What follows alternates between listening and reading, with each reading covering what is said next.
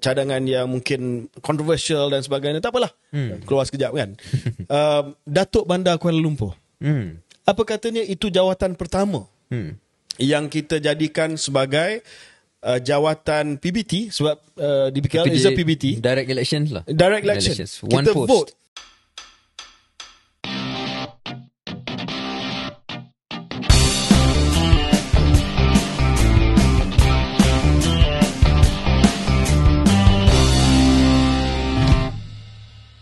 Assalamualaikum dan salam sejahtera. Saya KJ. Saya Syaril Hamdan. Selamat kembali ke episod terbaru Keluar Sekejap. Syaril, apa khabar? Sihat, Alhamdulillah. Alhamdulillah. KJ. Syaril rasa kedudukan Newcastle selamat ataupun tidak sebagai pasukan yang akan layak untuk kejohanan Champions League pada musim depan?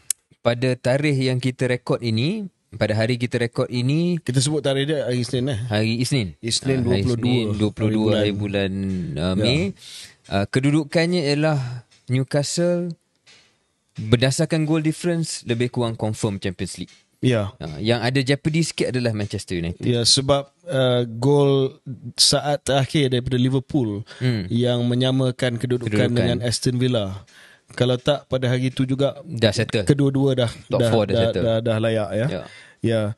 Syaril terkejut ataupun tidak dengan kedudukan Newcastle, sebab Newcastle ni klub yang kalau saya jujurlah klub yang agak hambar, yang yalah is you know, it is Newcastle. Dia hambar hanya dalam 15 ke 20 tahun kebelakangan ini, tidak sebelum itu. Lama tu. Okey. Ya, saya tu. tahu. Saya sendiri melalui sakit itu. Tapi soalan KJ, adakah terkejut? Above expectation? Saya memang merasakan setelah pemilikan baru oleh Saudi, Newcastle ini, sememangnya glory days are back and will come back. Mungkin saya tidak expect secepat inilah boleh dapat top 4, kerana kita tidak, Newcastle tidak membeli pemain-pemain yang hebat dan yang terlalu yang ternama lah. Tetapi sudah berjaya. Saya ingat banyak kredit kepada manager Eddie Howe yang berjaya mengurus dengan baik. Sebelum kita masuk ke topik yang serius, soalan terakhir tentang bola sepak lah ya. Dan hari ini kita cakap tentang EPL. Pada hari lain juga kita pernah bincang tentang Liga Malaysia. Tapi kita masih lagi dalam tajuk EPL. Apakah Syaril rasa, apakah perasaan penyokong Arsenal pada tahun ni? Sebab ya, tak perlu saya nak terangkan lah. Tapi cerita ngeri dan tragis lah. Rolled into one. Yes.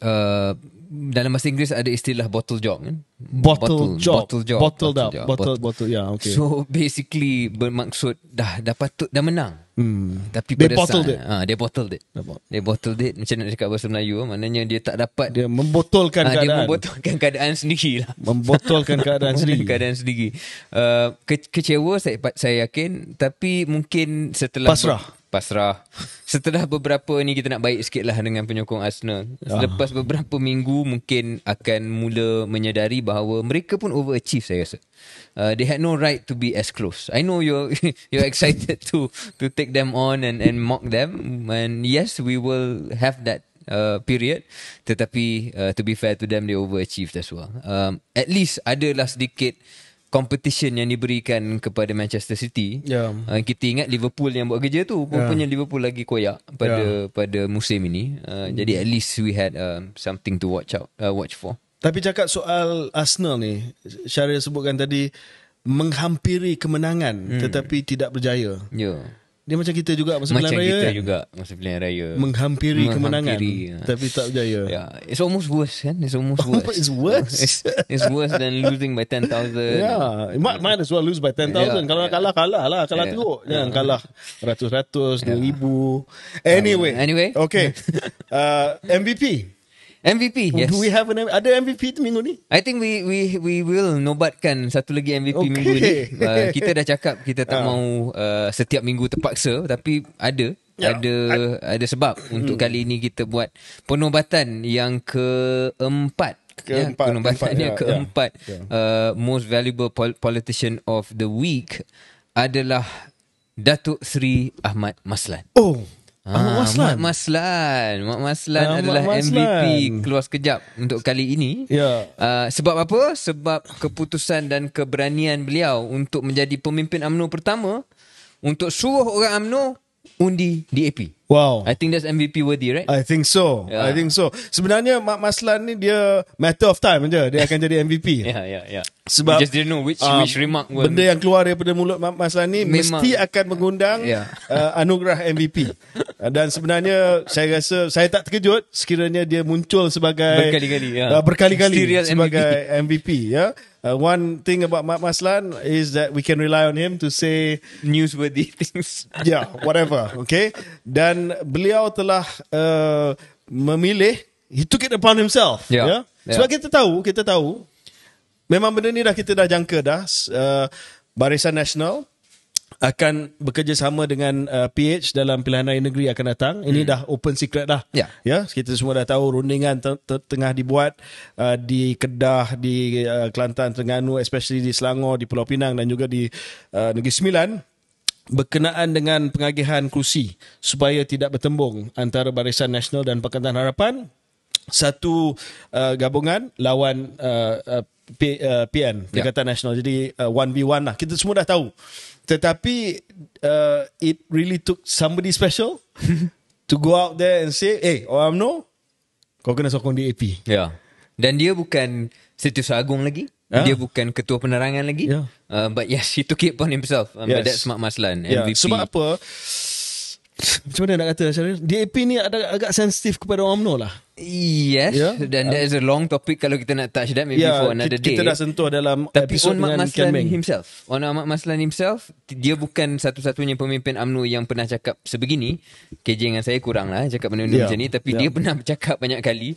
Contoh, dia pernah kata, tak mungkin saya bersama DAP sewaktu jadi Setiausaha Agung UMNO. Pernah cakap juga UMNO tetap sokong Perikatan Nasional sebab dalam PN tak ada DAP. Ni zaman UMNO bersama dengan Perikatan Nasional. Banyak juga akib dia. Tak banyak saya bersama akib. DAP, UMNO tetap sokong tapi, PN. Dia mengambil seorang yang unik seperti Mak Maslan untuk tak kisah apa yang dia pernah cakap, walaupun apa yang dia pernah nyatakan dulu adalah absolute. No DAP, no Anwar. Itu orang lain. Apa ni, tetapi masih lagi sanggup untuk menjadi pemimpin yang terkedepan. But that's him. Tapi saya rasa dia memang memerlukan seorang yang muka dia sangat tebal untuk meludah ke langit tahap dewa macam ni. Dan I think Mak Maslan is the guy lah. Sebab orang lain dia mungkin ada self-awareness untuk tidak buat kenyataan seperti ini. Tetapi dia berani buat. Dan saya pun boleh bayangkan dia buat dengan muka selamba je. No. Confirm. Muka selamba je. Sokong ni DAP. But at least now it's in the open. Now benda ni dah tersebar luas. Saya mungkin ingat cara nak buat tu lebih subtle lah. Kita dah ada gabungan tolong sokong calon yang mewakili kerajaan perpaduan. Slow, itu subtle lah kan. Kalau kita masa kempen nanti kita kata okay, demi kestabilan politik kita dah buat keputusan untuk tidak bertembung, sokonglah calon yang mewakili kerajaan perpaduan. That one boleh terima lah. Ini tiba-tiba direct kata orang UMNO sokong DAP. So rumusan yang KJ, every party needs a Mak Maslan. A Mak Maslan character. Who is a Mak Maslan for PKR ataupun for PH? Ada sambutan daripada politician? Ada. Ketua Publicity Kebangsaan DAP, Teo Ni Ching, Timbalan Menteri Komunikasi. Beliau sambut cakap DAP sokong UMNO. DAP sokong calon UMNO. So there is a Mak Maslan in DAP lah. In this particular instance. Tapi jauh lagi Teo Ni Ching nak sampai level Mak Maslan. So Teo Ni Ching tak sampai MVP. Belum. MVP adalah Mak Maslan. Sebab cara dia buat. Cara yang dia cakap dan dia pertama. Jadi tahniah Datuk Seri Ahmad Maslan. Syabas dan tahniah atas keberanian dan juga atas ketebalan muka anda, Datuk Seri Ahmad Maslan. You are the MVP for this week on Keluar Sekejap. Kita akan kembali selepas ini.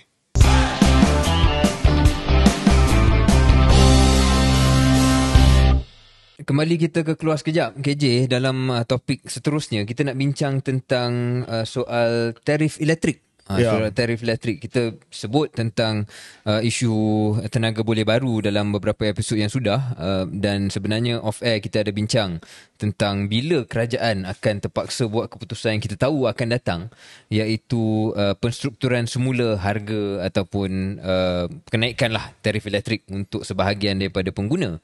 Jadi perkara itu sampai pada hari Isnin lepas, tak silap saya, apabila Perdana Menteri, jadi PMX Datuk Seri Anwar sendiri yang terus mengumumkan, sedikit tak ada angin tak ada ribut, tiba-tiba dia sebut bahawasanya akan ada situasi di mana subsidi tarif elektrik tidak akan lagi diberikan kepada mereka yang menggunakan elektrik pada tahap yang tinggi.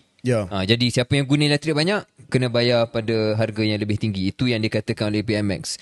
KJ, saya nak serahkan kepada KJ untuk pandangan, tapi respon awal pada hari itu agak negatif KJ. Kerana orang kata ini dalam tengah-tengah heat wave, keadaan cukup panas dan tak ada pembutiran, tak ada detail apa maksud guna banyak. Keluar beberapa artikel memberikan bayangan dan juga senario di mana mungkin orang yang berpendapatan rendah B40 pun boleh berada dalam kedudukan yang dia kena guna elektrik yang banyak, tapi tak bermaksud dia orang kaya. Jadi banyaklah pertikaian. KJ, adakah KJ sokong keputusan ini, dan apa jenis pembutiran yang sepatutnya ada dikeluarkan? Okey, so pertamanya saya nak ucapkan syabas dan tahniah kepada Datuk Seri Anwar dan juga kepada kerajaan yang sedia ada, kerana ini lari topik sikit tetapi masih lagi on topic saya rasa, sebab sidang media yang mengumumkan cadangan ini telah pun dibuat selepas mesyuarat Majlis Tindakan Ekonomi Negara yang pertama. Dah 6 bulan baru first time. Saya cek. Mesyuarat M10 bilangan 1. Okey. Palang 2023, dan saya tahu tahun lepas memang tak ada M10. Yalah, untuk makluman pendengar, M10 ini adalah National Economic Council. Setiap Perdana Menteri sejak Tun Dr. Mahathir ada National Economic Council. Syara pengarah ekonomi zaman Datuk Seri Ismail Sabri ada Economic Council kan? Ada. Ya. Saya menjadi ahli anggota. Dan tujuan untuk mewujudkan Majlis Tindakan Ekonomi ni, kalau tak silap saya, Syara boleh betulkan, as a member of the Economic Council previously, adalah untuk membuat keputusan dasar berkenaan dengan ekonomi negara tanpa membawanya terdahulu kepada Jemaah Menteri. Sebab dalam Jemaah Menteri banyak sangat kertas. Saya pernah menjadi ahli Jemaah Menteri, setiap mesyuarat boleh mengambil masa 3 jam lebih. Dan itu merangkumi semua, bukan hanya ekonomi tetapi soal antarabangsa, soal keselamatan, soal sosial, soal but to be clear, JJ, at least zaman Datuk Seri Ismail Sabri, keputusan akhir masih kabinet. No, always kabinet. Yes, okay. Tetapi bila dia sampai ke kabinet, at least cooked already lah. Dia dah cook, dia dah masak dah. Dan ahli kabinet, ahli Jemaah Menteri yang lain pun tahu bahawa isu ni dah dibincang di Majlis Tindakan Ekonomi, tak perlu dihuraikan sepenuhnya, just the final discussion can take place in cabinet. Jadi dia memudahkan kerja. Dan Majlis Tindakan Ekonomi ni boleh melibatkan orang yang luar daripada Jemaah Menteri, contoh Governor Bank Negara, contohnya pengurusi Suruhanjaya, security industri dan sebagainya. So it is a very important, ini adalah satu badan yang sangat penting dalam penggubalan dasar ekonomi negara, yang mana hanya selepas 6 bulan baru saja ada mesyuarat yang pertama. Mungkinkah KJ there's another council yang tidak official? Yang tidak official mungkin. Mungkin tidak. Jadi saya ucapkan tahniah kerana akhirnya dapat dibuat. Dan saya tahu ini juga ada tension sikit, sebab kita tahu bahawa sekarang ini memang sentiasa wujud kerjasama dan competitive collaborative tension antara perbendaharaan Treasury dan EPU. Dan Majlis Tindakan Ekonomi ini sebenarnya sekretariat dia selalu EPU. Right. So di situ adalah, tapi akhirnya berjaya diadakan, dan Saudara Rafizi sebagai Menteri Ekonomi adalah ketua kepada sekretariat. Sekretariat adalah unit perancangan ekonomi, dan mesyuarat diadakan. Okey, balik kepada isu ini. Saya setuju dengan semangat pengumuman Perdana Menteri, iaitu subsidi ini biarlah bersasar. Maknanya orang yang berpendapatan tinggi ataupun orang yang kaya, orang yang berada sepatutnya tidak menikmati subsidi ataupun mereka menikmati subsidi yang kurang berbanding dengan mereka yang berpendapatan sederhana ataupun lebih rendah. Dan dalam hal ini yang Berhormat Perdana Menteri telah sebut tiada subsidi bagi pengguna domestik guna elektrik berlebihan. Itu yang disebut ya. Dan kita setuju dengan semangat ini, malah TNB juga sokong pendirian yang telah dibuat oleh Perdana Menteri bahawa yang berpendapatan tinggi ni kalau boleh di peringkat isi rumah household jangan dapat subsidi yang besar. Dan ini semangat di sebalik subsidi bersasar yang telah pun diperkenalkan zaman Pak Lah, zaman Najib dan seterusnya. Cuma implementation tu jadi masalah. So dalam hal ini soalan dia, saya rasa kenyataan PM itu hanging sikit. Ya. Sebab bila dia kata elektrik berlebihan, ya, ramai yang tanya apa maksud berlebihan. Itu tidak bermaksud bahawa yang mengguna elektrik berlebihan itu adalah daripada B40 ataupun daripada golongan M40 ke bawah. Ada yang kata golongan B40 juga kadang-kadang gunakan elektrik berlebihan sebab mereka ada home-based business. Mereka masak di rumah dan sebagainya. Dan macam Syaril kata, adakah timing ini terbaik? Sebab ramai sekarang ni yang guna elektrik berlebihan disebabkan cuaca yang panas ataupun heat wave yang sedang kita mengalami. Jadi hal ini saya rasa dari segi prinsip dia saya setuju dan saya sokong pendirian PM dan ini pun memang pendirian saya, subsidi mesti bersasar. Tetapi bila dibuat kenyataan oleh Perdana Menteri merangkap Menteri Kewangan selepas Majlis Tindakan Ekonomi, kenyataan yang agak hanging tergantung ini memang mengundang masalah lah. Sebab they don't point to what is the definition. Ya. Saya fikir ini bukan kali pertama KJ kita bukanlah mengkritik tapi tertanya sedikit tentang kenyataan-kenyataan daripada PMX yang semangatnya mungkin betul tetapi credibility pembutiran itu belum sampai. Tetapi Alhamdulillah pada beberapa hari selepas itu, mungkin KJ you want to take this on as well, Menteri Ekonomi Yang Berhormat Rafizi Ramli tampil untuk memberi gambaran yang lebih baik tentang pembutiran bagaimana pensasaran subsidi tarif elektrik ini akan berlaku. Dan secara ringkas, apa yang beliau berikan adalah sedikit berbeza daripada apa yang PMX kata. Sebab PMX kata, macam KJ jelaskan tadi, bergantung kita pakai banyak elektrik, kita bayar market rate. Rafizi punya pendekatan yang saya rasa lebih betul adalah berdasarkan disposable income, household income. Disposable household income iaitu pendapatan isi rumah lah yang boleh guna. Jadi dia lebih mencerminkan bahawa pendekatan Rafizi ini saya rasa lebih tepat kerana diambil kira. Bukan sama ada you pakai banyak atau tidak, tetapi where are you on the economic ladder. Jadi di sini poin saya ialah ini adalah jenis pembutiran yang sepatutnya datang dengan pengumuman awal dan pengumuman asal. Kalau tidak, pasaran dan rakyat akan mula mempertikaikan, dan dari segi komunikasi politik pun, then you are starting to chase your tail.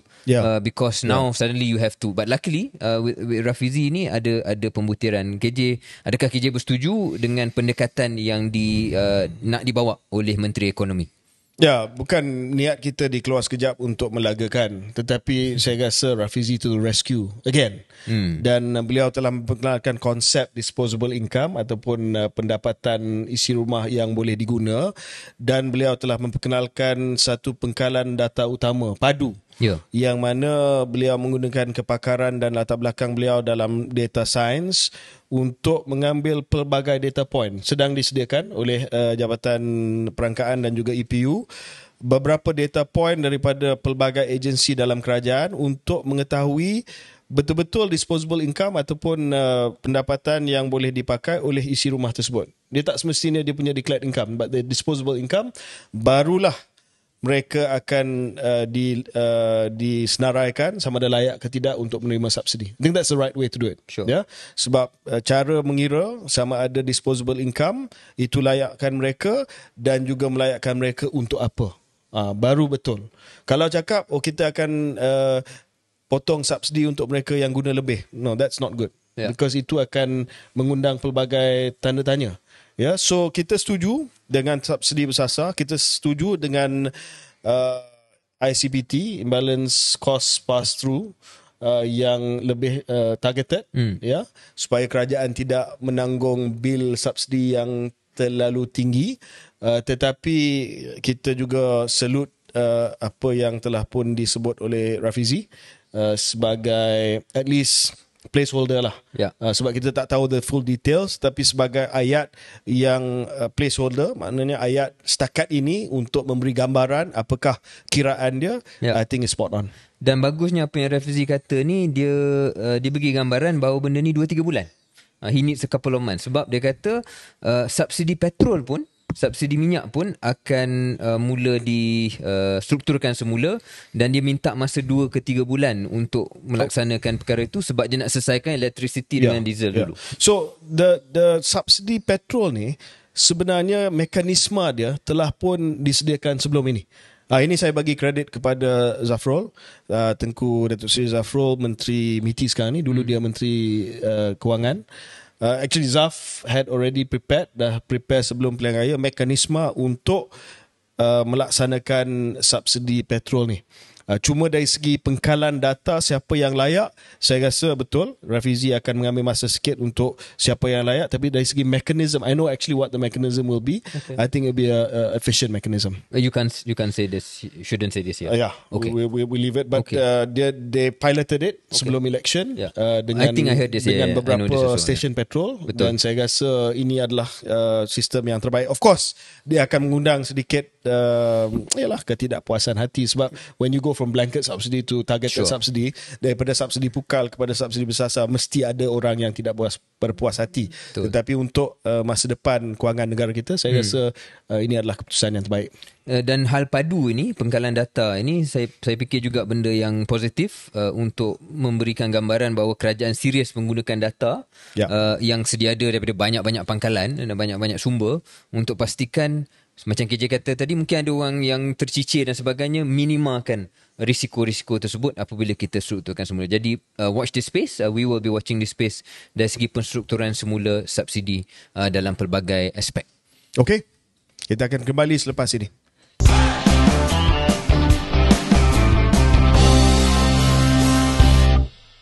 Okey, selamat kembali ke podcast Keluar Sekejap. Dan Syaril, saya nak baca satu komen di YouTube selepas kita umumkan YB Hilmi, YB Adun Duyung sebagai MVP pada minggu yang lepas kalau tak silap saya. Dan komen ini telah pun dihantar oleh Muhammad Zamil Abu Bakar. Dan beliau telah menulis, Dear KS, berkenaan YB Duyung yang viral hingga dipilih jadi MVP, pandangan saya isu ini menguatkan pandangan bahawa negara kita memerlukan local council election ataupun pilihan raya kerajaan tempatan. Peranan untuk menyediakan perkhidmatan di peringkat mikro adalah tanggungjawab PBT. Maka kenapa tidak serahkan kuasa tersebut kepada rakyat bagi memastikan accountability pihak berkuasa tersebut boleh sentiasa disemak dan imbang. Ini adalah komen yang baik. Ya, sebab isu pilihan raya pihak berkuasa tempatan ataupun local government election sudah pun sekian lama dibahas dan ada cadangan daripada beberapa pihak untuk kita kembalikan pilihan raya PBT. Saya sebut kembalikan cara sebab kalau kita tahu sejarah negara kita, sebenarnya pada tahun 50-an pun kita dah ada pilihan raya PBT sebelum kita merdeka di peringkat Kuala Lumpur.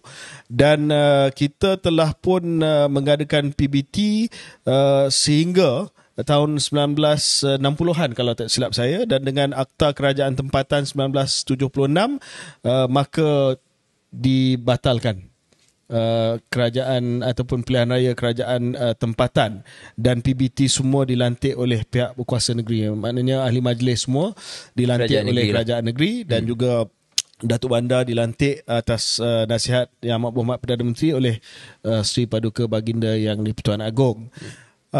Selama ini ada beberapa aktivis dan juga malah sebelum ini ada parti politik juga yang telah minta supaya dikembalikan pilihan raya pihak berkuasa tempatan. Kerana logik dia senanglah, Syaril. Mereka ini adalah kerajaan, layer kerajaan, lapisan kerajaan yang paling hampir dengan rakyat. Sebab rakyat biasanya tak akan jumpa dengan kerajaan persekutuan. Agensi, melainkan pergi JPN, dapatkan IC, pasport dan sebagainya ataupun kebajikan. Kebanyakan daripada masalah rakyat ini adalah dengan PBT. Tapi PBT tidak ada accountability yang sama sebab mereka ni dipilih ataupun dilantik, bukan dipilih. Appointed, not elected. So Syaril, adakah pandangan Syaril kita patut kembalikan pilihan raya pihak berkuasa tempatan? Apakah politik di sebalik keputusan ini? Actually the last question is the question, KJ. Apakah politik di sebalik kenapa perkara ini dibuat, tidak dibuat dan sebagainya. Ada beberapa isu dasar dan perkara yang sinonim dengan beberapa parti politik. Dan ada beberapa pendirian di sebalik isu itu. Salah satu isu yang sinonim dengan UMNO, yang seingat saya dalam pendewasaan politik saya dalam UMNO ialah tak boleh sokong PBT. Tak boleh sokong pilihan raya PBT. Kita menolak, UMNO menolak pilihan raya PBT. Dan seperti lazim sebelum ini, apa yang UMNO suka, yang itu jugalah yang DAP tak suka. Apa yang DAP suka, itu jugalah yang UMNO tak suka sebelum inilah ya. Dan sama juga sinonim kepada DAP, seperti mana dalam imajinasi politik adalah dalam soal local council election ataupun pilihan raya PBT, DAP menyokong pilihan raya PBT. Itu sebelum ini. Sekarang ini mungkin isu berubah, tapi mungkin saya nak sebut dulu kenapa dari segi sejarah begitulah kan. Simple je lah, the politics behind this ialah let's just be open about it. Let's be open about it. Everybody knows it's isu perkauman ataupun isu berkaitan kaum lah. Bukan isu perkauman tapi isu berkaitan kaum. Iaitu anggarannya ataupun andaiannya, andai kata ada pilihan raya PBT terutama di kawasan-kawasan bandar, urban, confirm yang akan menang adalah calon-calon bukan Melayu. Sebab majoriti penduduk di kawasan bandar adalah bukan penduduk Melayu. adalah majoritinya bukan Melayu. So that's and sebenarnya Tun Mahathir sendiri dalam tahun 2019 waktu dia masih jadi PM memberikanlah penjelasan yang juga serupa, eksplisit. Dia tak cover line, dia cuma kata this is basically risky sebab dia akan membawa kepada pertikaian isu kaum dan sebagainya. That's the political question. Tetapi that shouldn't be the only political question. KJ berikan satu penjelasan. The other political question adalah soal accountability. Dan soal sama ada dengan lantikan-lantikan daripada kerajaan negeri ini boleh membawa kepada satu situasi yang seperti mana YB Helmi tunjukkan apabila prestasi PBT itu tidak sebaik yang diharapkan.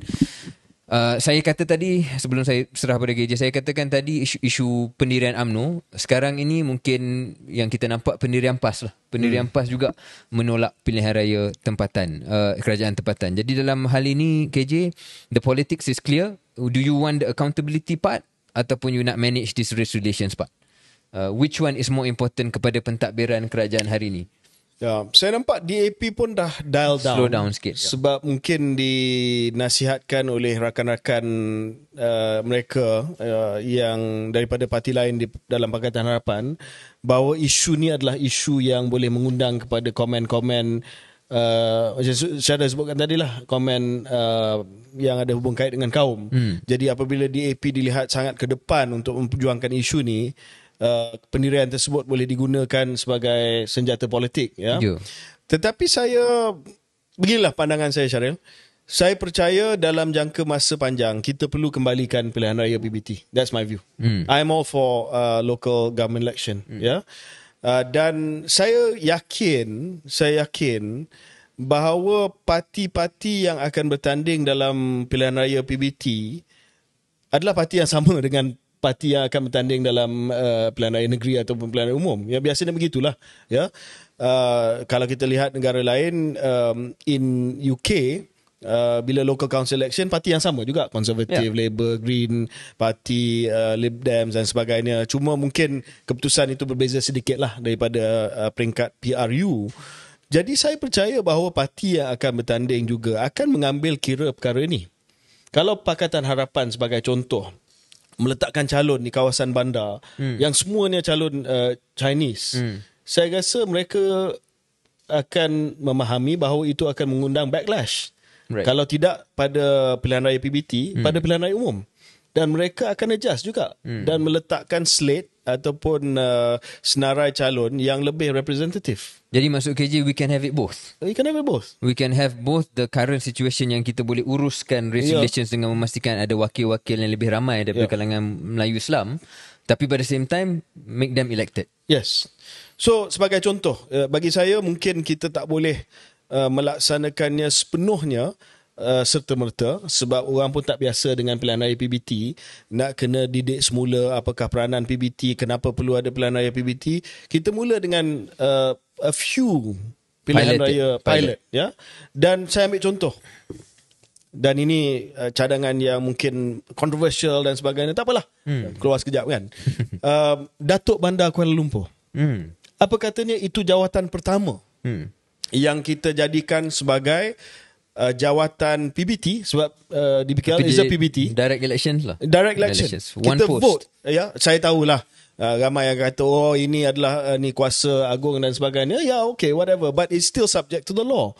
Kalau kita buat keputusan bahawa kita pindah undang-undang tersebut, maka kita pindah undang-undang tersebut lah. Yeah. Bukan apa yang saya kata ni les majesté, yang kata kita akan sentuh dalam topik yang seterusnya. Tetapi if we change the law, we change the law. Yeah. You know, And still akan dilantik juga oleh terus akan dilantik oleh Yang di-Pertuan Agong, sebab dia macam Perdana Menteri lah. Dia dapat popular mandate, tapi lantikan itu Perdana Agong akan buat, dan bukan dilantik atas nasihat Perdana Menteri semata-mata. So it's okay, it's not les majesté, okay.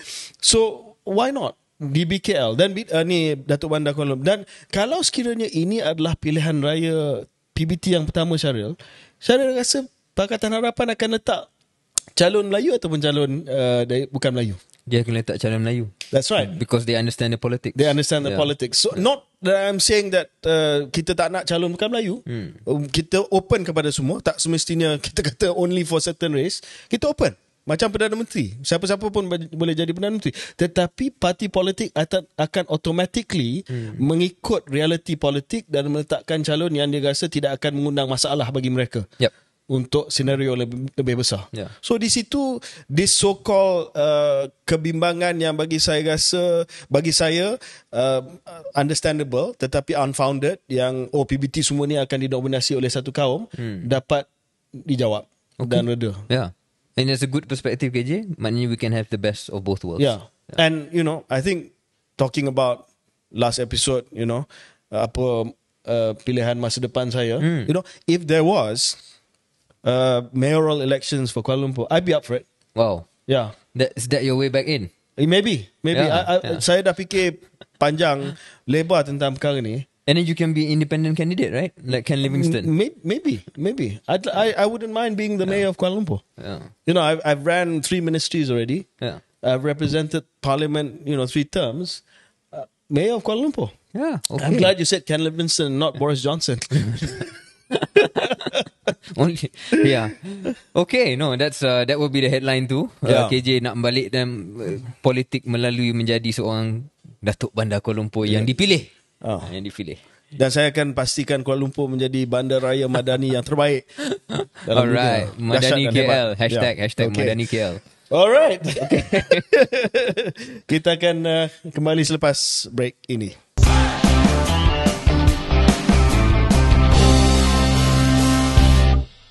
Ya, selamat kembali ke episod Keluar Sekejap, dan seterusnya kita akan bincang isu antarabangsa pula di Keluar Sekejap ini.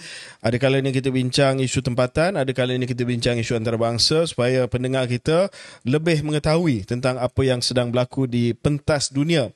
Syaril, berlaku 2 pilihan raya penting di peringkat dunia, di peringkat antarabangsa sejak beberapa minggu yang lepas. Satunya berlaku di Turki, di mana kita melihat akan ada round kedua sebab tidak ada pemenang pusingan pertama, dan kita akan melihat sama ada Recep Tayyip Erdogan akan kekal sebagai Presiden Turki, yang mana kita akan melihat sama ada beliau berjaya pada pusingan kedua sebab tidak mencapai lebih daripada 50% sokongan pada pusingan pertama. Tapi ada satu lagi pilihan raya yang kurang dapat liputan di dunia barat tetapi sebenarnya dapat banyak perhatian di Malaysia sebab berlaku di jiran kita, iaitu di Thailand, di mana mereka telah pun melalui pilihan raya utama dan telah berlaku kepada sebahagian besar daripada pemerhati yang mungkin tidak mengikuti politik Thailand dengan dekat dan dengan teliti. Satu kejutan yang hebat di mana Pita Limjaroenrat telah muncul sebagai pemenang, dalam erti kata parti beliau Move Forward Parti Thailand telah mencapai kedudukan nombor 1, kalau tidak majoriti mutlak, the biggest number of seats di Thai Parliament. He's slightly older than you, 42 years old. So are you going to be Pita Lim Jaroenrat? And what do you think of what he's done? I wish I could. I wish I could is the quick answer. But more seriously, it's amazing apa yang telah berlaku di Thailand. Dan serupa skrip mungkin apa yang berlaku di Perancis dengan Presiden Emmanuel Macron apabila sebuah parti yang barulah, kira baru, tak sampai 2 tahun.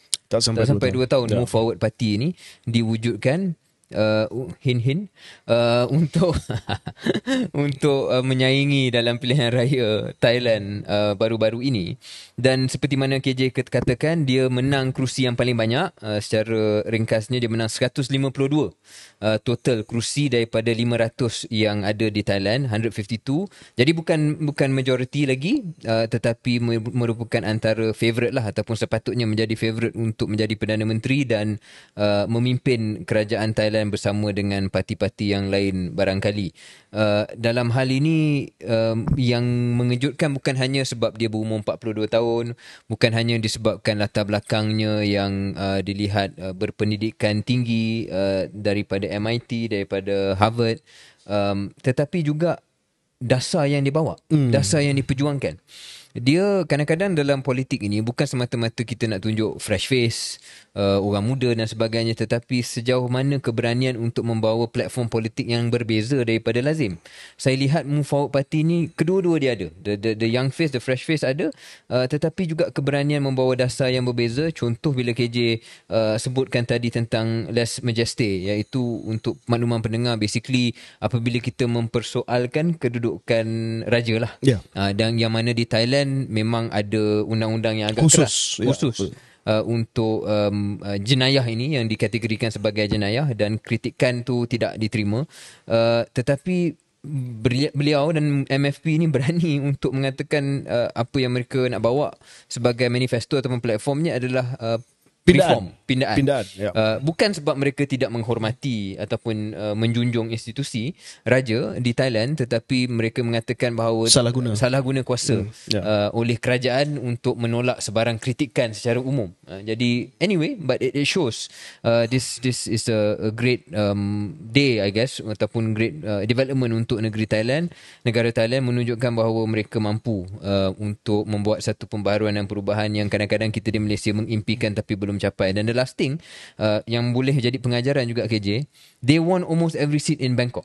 Except one. 32 daripada 33 ataupun 33 daripada 34. Dan ini relevan dalam imajinasi ataupun pemikiran kita, KJ, apabila memikirkan tentang reform, pembaharuan dan sebagainya. Ada kalanya kita memperkecilkan kepentingan pengundi dan penduduk di kawasan bandar. Di kawasan cosmopolitan, or they are not, sometimes dululah masa UMNO, sebab UMNO ni jago kampung. So the idea is that city people are not representative, it's not authentic dan sebagainya. I mean, let's perdebatan itu kita ketepikan terlebih dahulu. Tetapi mengingatkan saya, KJ, bahawa kadang-kadang kita kena akui it's in the cities and urban areas that change begins. Dan Thailand memberikan satu bukti kepada pendekatan ini. Saya ada beberapa perkara yang nak saya sampaikan berkenaan dengan pilihan raya Thailand ni. Pertamanya, saya setuju dengan Syaril. Perumpamaan yang Syaril bagi dengan apa yang telah berlaku di Perancis sangat tepat. Ini dilihat sebagai satu parti baru, satu parti upstart, dan nama dia pun Move Forward. Ibarat sama dengan parti Macron, iaitu En Marche, which is to move forward, to move forward basically. So almost the name is also like a carbon copy of Macron. Dan waktu Macron dipilih sebagai Presiden Perancis, beliau pun pada usia 40-an, awal 40-an. So banyak parallel dengan Pita. Tapi lebih daripada itu, Syaril, adalah pertamanya saya melihat antara mesej utama Pita dan juga parti Move Forward Thailand ini adalah reformasi institusi. Mereka telah berjaya untuk pecahkan cengkaman populis daripada minda pengundi. Right. We have been at the mercy of populism for so long. Dan kita tengok di Thailand memang ada parti populis, iaitu Pheu Thai, parti Thaksin, diwakili oleh Peng Tong Tan ataupun anak kepada Thaksin Shinawatra. That was the populist party. Right. Yang menjanjikan semualah Thaksin was a populist. Dia menjanjikan benda-benda yang lumayan untuk orang ramai. Tetapi Pita tak buat janji-janji bulan bintang, ya. Dan beliau hanya fokus kepada reformasi institusi. Itu message utama beliau. Antara lain bukan hanya kepada undang-undang Les Majestés, tetapi juga pengukuhan demokrasi, hak dan juga pelindungan kepada rakyat dan juga kepada minoriti di Thailand dan sebagainya. Dan perkara itu telah memberi kesan yang sangat besar kepada Thailand. Jadi di sebalik rupa beliau yang handsome, di sebalik the youthfulness of the party, I think the more important message from Thailand is how this serious politics boleh menewaskan dan mengatasi populisme. Yeah. That's a really good point, KJ. Memang kalau nak cakap tentang populisme ni, saya ingat episod yang lain dan panjang, and I think we should talk about it because that is the nature of our times. Tetapi apa yang KJ ingatkan pendengar-pendengar ni adalah kadang-kadang politik yang menang ni tak semestinya perlu populis. Yeah. And that's the point. Dan boleh tak kita bawa konsep yang serupa ke Malaysia. Yeah. And I think Thailand was unique. Thailand adalah unik kerana mereka telah melalui kedua-duanya. That's probably why they settled on this. Pita work, because mereka telah melalui Thaksin, the Thaksin years, yang bukan hanya terhad kepada Perdana Menteri Thaksin tetapi disambung oleh adik beliau Yingluck, dan selepas itu coup. Dan bila coup berlaku dengan kerajaan yang dipimpin oleh General Prayut yang telah pun kalah dalam pilihan raya, mereka telah melihat bagaimana ada penutupan ruang demokrasi. Jadi mereka telah melalui kedua-duanya, authoritarian dan populis. Dan you know, right. Pita comes along with this very centrist, Macron-esque message, and he won. What does that say about us? Do we have to wait a while? I mean, I don't know about you, dan bukan, you know, saya nak equate diri saya dengan Pita, tapi saya rasa Syaril pun terima banyak message selepas keputusan Thailand ni. Yeah. So, what are you guys going to do? Yeah. Not on this episode, another episode. Yeah. But anyway, just point yang terakhir tentang Thailand ni, tidak semestinya Pita akan jadi Perdana Menteri. Betul. Belum so confirm. Thailand ada sistem yang agak pelik di mana keputusan pilihan raya ini mestilah disahkan oleh parlimen mereka, terutamanya Senate mereka, dan Senate ini adalah Senate yang dilantik kebanyakannya oleh military, ya. Tentera Thailand ada peranan yang penting, and the Senate is very pro-military obviously and very pro-royalist. Right. Dan dah ada kenyataan-kenyataan tertentu yang memberi gambaran tak semua atau ramai tak tidak semestinya Pita, walaupun parti yang paling besar, akan menjadi Perdana Menteri. There's still some hurdles for him to overcome, dan kita mengucapkan selamat maju jaya kepada rakyat Thailand dalam keadaan menunggu kerajaan dibentuk, bahawa better days ahead for Thailand and also for Thai-Malaysia relationship. Yes. Yeah. Okay. Kita akan kembali selepas ini.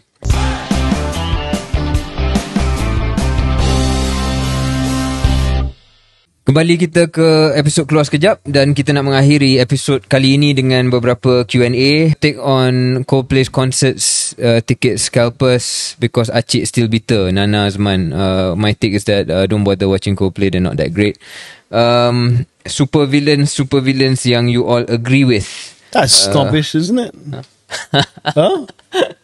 I don't know. Coldplay too mainstream for you now. Coldplay is too mainstream for me. I think this is the light segment, guys. Jangan butt hurt. Okay. Main-main je.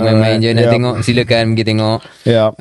Jika diberi pilihan, tengok atau tak filem Anwar The Untold Story? Oh, question. Dan saya kena sebut bahawa saya dah cover isu ni dalam Hot FM pada hari Isnin yang lepas, di mana saya telah kesempatan untuk interview Datuk Farid Kamil, pelakon utama, dan juga Zuna yang menjadi penerbit kepada Anwar The Untold Story. Right. just untuk kita telus, Hot FM juga adalah penaja kepada promosi Anwar The Untold Story, so I was quite positive on there. But are you gonna watch it? Probably not. No, probably not. Why? Tak ada masa. Bukan tak ada masa. So I was taken, maybe I was influenced by some of the reviews yang mengatakan bahawa ada jalan cerita yang kurang realistik dan lakonan yang tidak berapa disukai lah. So that's why. That's the only reason why. Nothing deeper than that. I just saw the reviews and they weren't very complimentary. Yeah. So review setakat ini yang tak ada kaitan dengan politik ya. So jangan kecam kami. Tapi review setakat ini kurang sikit lah tentang quality production ya. Tapi I'm going to watch it. Okay. Because ada satu benda yang saya banyak benda tak setuju dengan Zuna, tapi ada benda yang saya setuju dengan Zuna waktu saya interview The Hot FM. Genre ini adalah sangat-sangat rare di Malaysia. Political biopic dulu adalah Tanda Putra, ada Hati Melaya dan sebagainya, tapi jarang sekali kita dapat political biopic di Malaysia. Sebab mungkin tidak commercially viable, tapi saya rasa penting untuk kita pergi tengok sebab saya anggap genre biopic ini sebagai satu genre yang penting sebagai bahan sejarah. Betul. So sama ada production quality dia tak berapa bagus ataupun tidak, itu mungkin kita boleh comment, tapi as a product that will be a historical reference, I think is important. Another question, Zaim Mohzani, KS, why didn't you all start political career in PKR instead of UMNO? You are ideologically closer. Are we ideologically closer to PKR? Saya tak pasti kita ideologically closer to PKR or not. I dispute that view.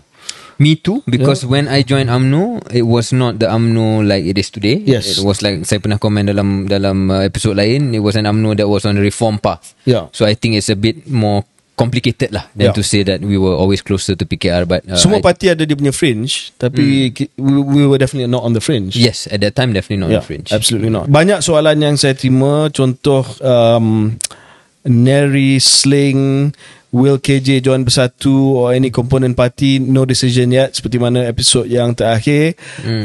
Masih lagi sama.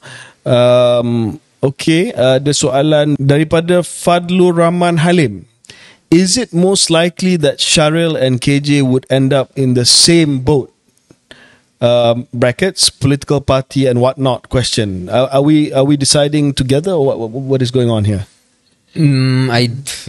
I think short answer, not necessarily. It probably would be nice to be on the same boat because we get along, but we will have to make our own decisions, right? I think you're right.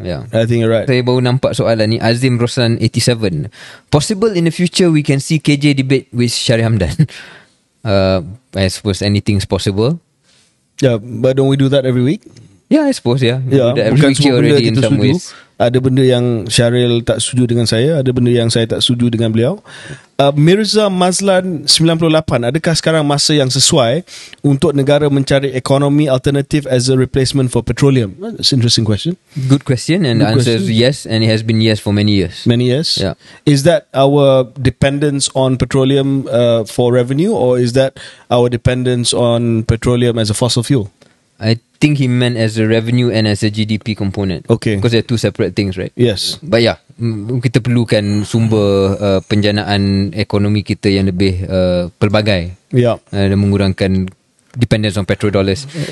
Amalina Zairuddin, siapakah idola KJ dan Syaril Hamdan dalam politik? KJ, can I take this by saying, thank you for the question, Amalina, tetapi this obsession about idola ni yang perlu kita berhentikan.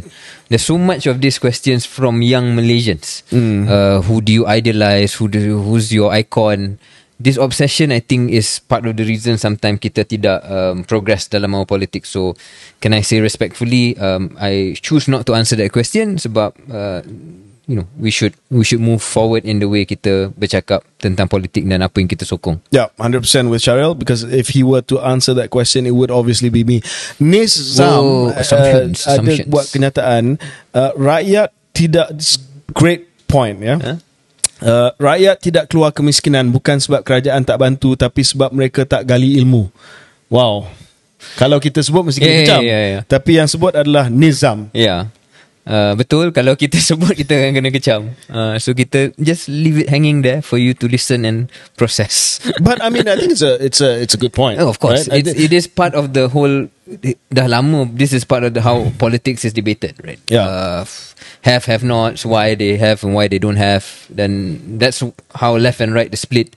Jadi ini adalah perdebatan politik yang sebenarnya berkurun lamanya. Tapi bagi saya, the simple answer is a bit of both, isn't it? Yes. Kerajaan kena bantu dan kita juga kena cari ilmu lah. Saya dapat soalan daripada Syakrul Amzari.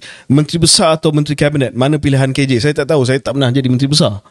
So, tak boleh nak jawab. Mungkin... Kalau Selangor best kot.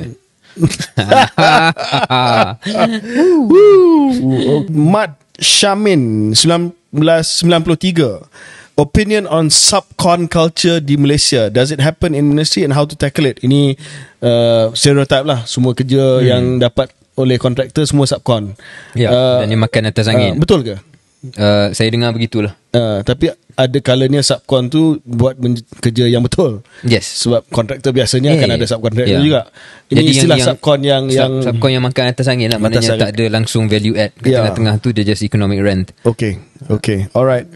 Okay, what else? Let me ask you this, Syahril. Apakah pendapat saudara Syahril? This is again, Mat Syamin 93. A lot of questions from him tentang power distance gap di Malaysia. Adakah besar power distance gap? Maknanya bila ada kedudukan berkuasa itu, dia punya jurang dengan orang di bawah dia terlalu besar. Memang itu satu masalah yang wujud di Malaysia. Saya cuma tak pasti is it necessarily worse here than other places. So yes, power distance is a concept yang patut kita police against ataupun guard against. Not police against, guard against. Tetapi saya tak pasti, but we can say it's worse in Malaysia compared to anywhere else. Don't you think di Malaysia ni kita agak terlalu differential? The feudalistic thing. Maknanya di negara lain dia punya power distance gap ni taklah besar sangat sebab kita tidak auto bagi penghormatan yang terlalu besar kepada orang yang berada di atas kita dalam hierarki yang tak sepatutnya kita bagi pun. You know, dan oleh kerana masyarakat kita agak feudal, kita auto bagi respect yang lebih-lebih. I think maybe that is one reading. The other reading KJ is that there are so many Malaysias.